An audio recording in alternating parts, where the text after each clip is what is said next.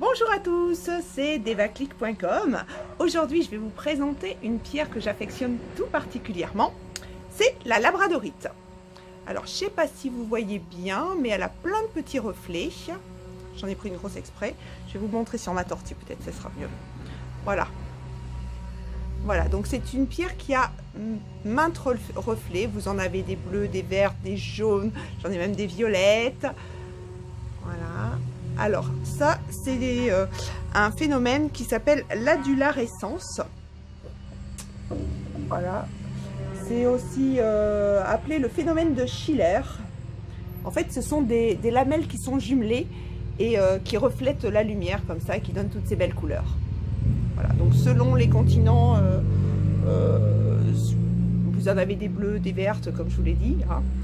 Et c'est une pierre qui contient du sodium, du calcium, du fer et du potassium. Donc c'est une pierre très complète en oligo-éléments également. C'est une pierre qu'on trouve énormément dans la magie.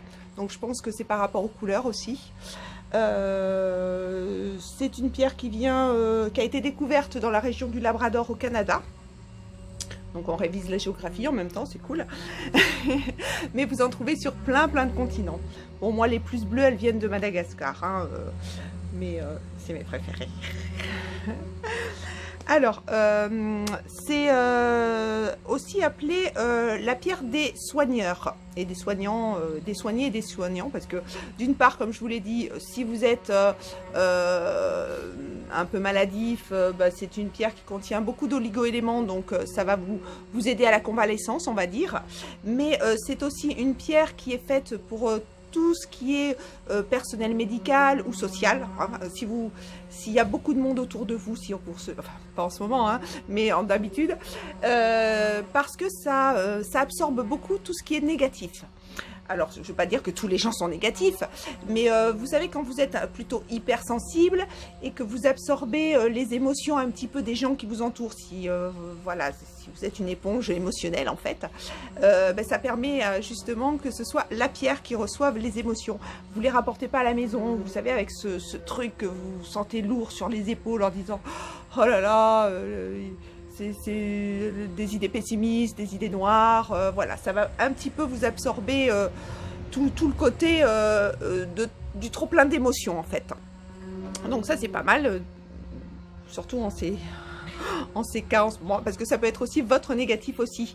Il suffit d'avoir des idées un petit peu noires, voilà, au moins ça ira dans la pierre. Donc je vous recommande bien sûr de la nettoyer très souvent. Parce que justement, à force d'éponger toujours le négatif comme ça, il faut vraiment la nettoyer. C'est vraiment la seule pierre que tous les jours, si vous la mettez, il faut la nettoyer.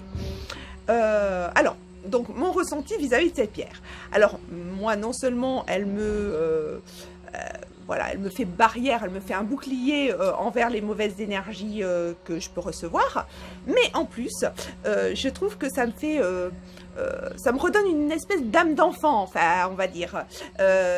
Rappelez-vous quand vous étiez petit et puis que tout vous semblait merveilleux, les choses, c'était sympa, la nouveauté, Oh, c'est rose, ça a des paillettes, c'est génial! Vous voyez un petit peu cet esprit-là de découverte, d'émerveillement. Donc ça vous remet une joie intérieure d'enfance, on va dire. J'espère que vous me suivez. Voilà, ça apporte de l'optimisme, je sais pas, enfin, essayez d'en mettre une fois, je vous assure que on se sent bien en fait. C'est une pierre pour se sentir bien. Moi, c'est vraiment, s'il y en avait une à choisir dans toute ma vie, je pense que c'est celle-là avec laquelle je me sens joyeuse, optimiste. Voilà, donc je vous conseille de la voir parce que franchement, elle est fantastique. Je pense que c'est tout ce que je voulais vous dire pour aujourd'hui. N'hésitez pas à me poser vos questions, à me demander si vous voulez que je vous parle de certaines pierres ou pas. J'envisage également, si ça peut vous intéresser, de faire un live comme ça, vous me posez directement vos questions. Voilà, donc vous me mettez en bas si vous êtes intéressé pour que je vous fasse un petit live direct et les heures qui vous arrangeraient, quoique il n'y a pas d'heure. Hein. Allez, je vous dis à bientôt. Au revoir.